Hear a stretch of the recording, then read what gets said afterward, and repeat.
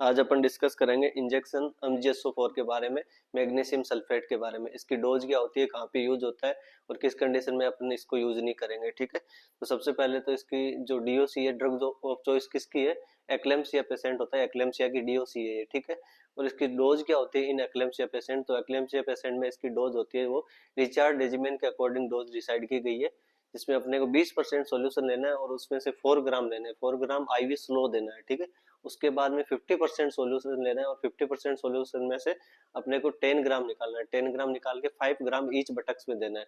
तो ये हो गई अपनी लोडिंग डोज, स्टार्टिंग डोज जिसको कहते हैं लोडिंग डोज हो गई। लोडिंग डोज देने के बाद लोडिंग डोज अपनी 14 ग्राम दे दी।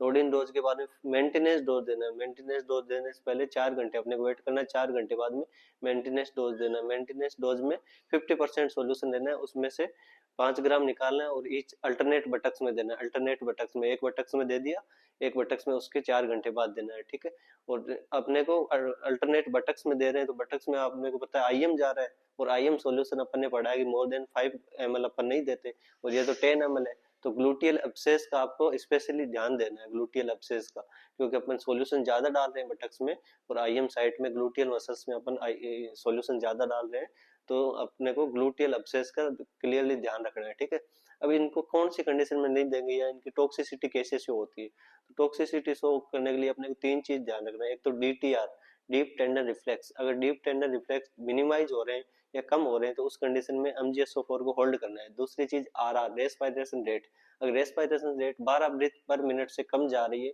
यानी कि पेशेंट ब्रेडिपनिया की ओर जा रहा है, तो उस कंडीशन में अपने को MgSO4 को होल्ड करना है।